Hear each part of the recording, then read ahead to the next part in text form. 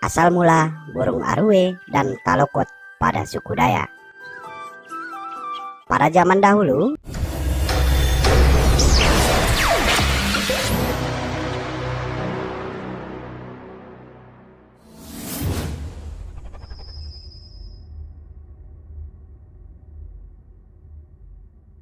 di suatu wilayah hiduplah sepasang suami istri. Mereka hidup layaknya masyarakat adat suku Dayak pada zaman dahulu, yaitu berburu dan berladang.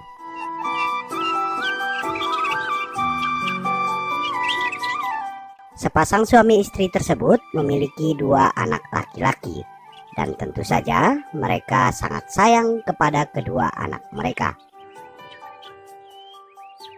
Kedua anak laki-laki mereka seperti halnya anak-anak pada umumnya, yaitu sangat senang bermain. Akan tetapi kedua anak tersebut terkadang terlalu berlebihan. Pasalnya, kalau sudah bermain, mereka pasti lupa segalanya dan selalu pulang pada saat hari sudah gelap. Hal tersebut dilakukan berulang-ulang setiap hari.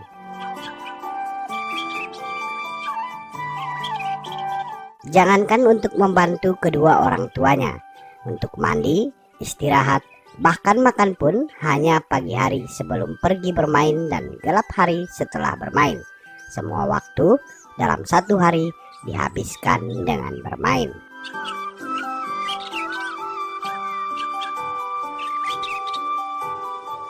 Suami istri petani tersebut berusaha sabar dalam membimbing dan memperlakukan kedua anaknya.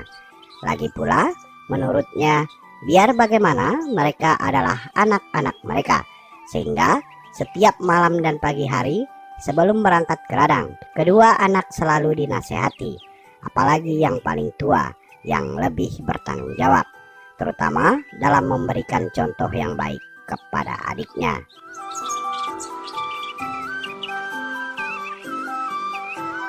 Setelah lama berlalu, kedua anak tersebut sedikit pun belum menunjukkan perubahan.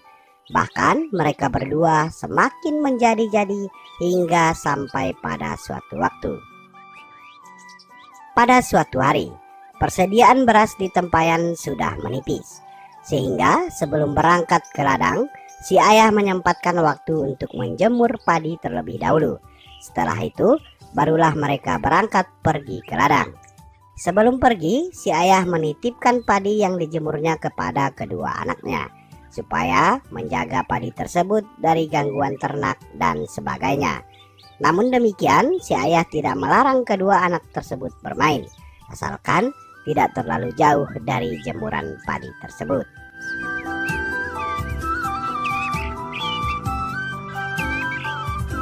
Di ladang, si ayah bekerja seperti biasa. Namun tak begitu lama, tiba-tiba langit mendung, sang mentari tertutup awan, dan hujan pun turun. Hujan sangat deras, disertai angin kencang serta kilat dan petir yang menggelegar. Kedua suami istri pun bergegas berteduh di gubuk ladang mereka. Saat itu, tiba-tiba si ayah terpikir akan padi yang ia jemur sebelum berangkat ke ladang. Ia khawatir padi tersebut tidak diangkat oleh kedua anaknya. Begitu pula dengan istrinya, dalam pikiran yang sama. Mereka berdua merasa tidak tenang. Kalau saja padi tidak diangkat, maka besok mereka sudah tidak punya beras lagi untuk dimasak.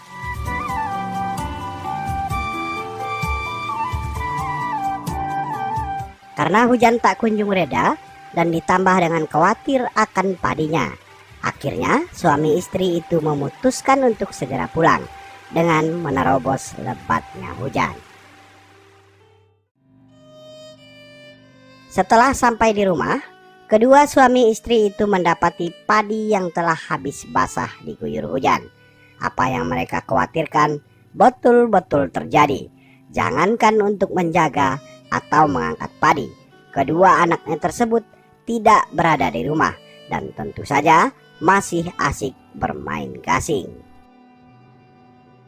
Kedua orang tua tersebut merasa terpukul karena selain bahan pokok, padi dianggap paling sakral dalam kepercayaan atau tradisi suku Dayak, sehingga Bila padi diperlakukan tidak layak, maka rejeki dianggap akan berkurang.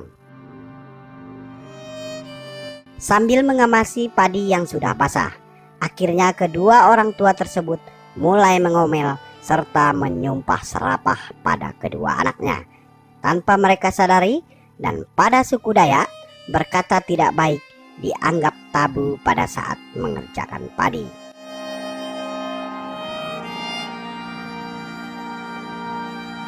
Singkat cerita, kedua anak mereka pun pulang. Namun kali ini mereka sudah tahu akan kesalahan yang mereka lakukan, hingga mereka tak berani masuk ke dalam rumah. Si ayah dan ibu sudah tidak lagi menghiraukan kedua anaknya karena kesalahan mereka dianggap sangat fatal. Malam itu kedua orang tua tersebut hanya memasak untuk mereka berdua saja, sedangkan kedua anak mereka masih dibiarkan berada di luar dalam keadaan basah kuyup dan masih tak berani masuk ke dalam rumah.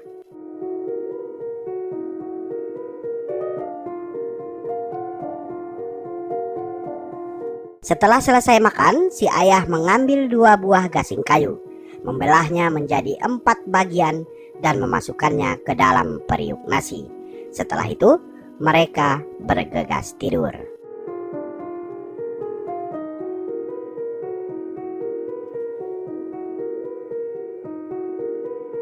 Setelah larut malam, kedua anak tersebut pun mulai menggigil dan kelaparan, terutama yang bungsu atau yang paling kecil. Anak pertama merasa iba dan mulai memberanikan diri untuk masuk ke dalam rumah dan menghampiri periuk nasi.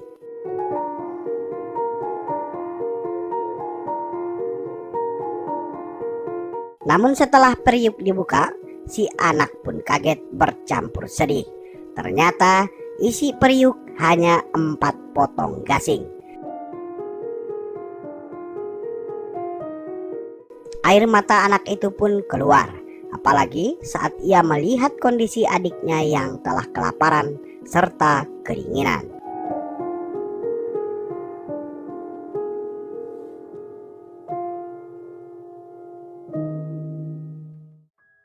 Anak itu pun keluar dan segera menghampiri adiknya. Ia pun memberitahukan kepada adiknya bahwa malam itu tidak ada makanan untuk mereka berdua.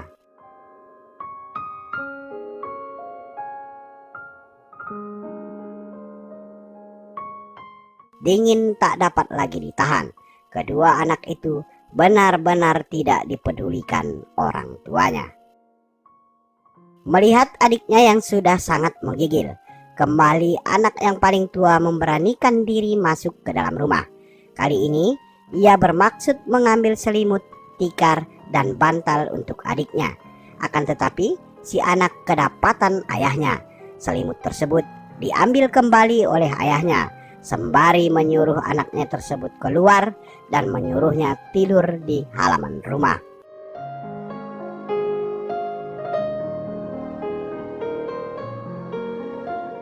Kedua anak tidak dapat berbuat apa-apa. Mereka hanya bisa duduk berdempetan dengan pakaian yang sudah mulai mengering, namun dingin semakin menusuk. Malam begitu lama berlalu. Kemarahan kedua orang tuanya sudah di luar batas kewajaran. Namun apalah daya, kedua anak hanya bisa menunggu malam berlalu. Detik demi detik gelap pun berjalan. Kedua anak malang tersebut mulai menyesali perbuatannya. Si adik mulai menghibur diri dengan berkata, "Kak, kalau saja kita bisa jadi burung, saya rasa hidup kita akan senang. Kita bisa terbang kemana-mana dengan bebas dan bisa mencari makanan yang banyak." Si kakak hanya mengangguk dan semakin sedih melihat kondisi adiknya. Setelah menjelang subuh, tanpa mereka sadari, tubuh mereka mulai mengecil dan di pori-pori kulit mereka mulai tumbuh bulu. Mengalami perubahan itu, kedua anak tersebut kaget bukan main, terkejut hingga terdengar sedikit gaduh. Mendengar gaduh, ayah dan ibu mereka terbangun dari tidur, antara sadar dan tidak bahwa anak mereka masih berada di luar. Setelah membuka pintu, si ayah dan ibu sangat kaget. Mereka melihat keadaan kedua anaknya yang hanya tinggal kepala saja yang masih berbentuk manusia. Selain itu, telah berubah menjadi burung.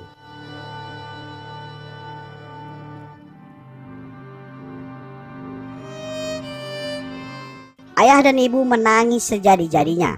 Penyesalan mendalam pun terlontar berkali-kali pada mulut mereka. Namun hal tersebut telah sia-sia. Ayah, ibu, kalian janganlah terlalu bersedih. Apa yang telah terjadi adalah kehendak yang di atas. Dan ini adalah hukuman bagi kami yang selalu saja membuat kalian susah.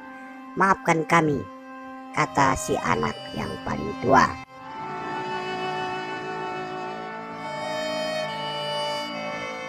Setelah itu, ia berkata kepada adiknya, "Adikku, sebentar lagi kepala kita akan berubah, dan kita tidak akan bisa lagi berbicara seperti manusia. Aku akan menjadi burung talokot, dan kamu adalah Arwe. Karena aku yang tua, aku akan terus berada di atas hutan belukar, sedangkan kamu berada di bawah dan bersembunyi di semak-semak. Kalau kamu rindu kepadaku, panggil saja nama Talokot 3 kali. Begitu pula denganku, aku akan memanggil jika aku merindukanmu." Sebelum meninggalkan kedua orang tuanya, kembali anak yang tua berkata kepada ibu dan ayahnya, "Ayah, ibu, setelah hari ini kita tidak akan pernah bersama lagi. Jaga diri kalian baik-baik dan selamat tinggal." Bersama kata terakhir si anak, seluruh tubuh mereka telah utuh menjadi burung dan segera meninggalkan kedua orang tua mereka yang masih menangis.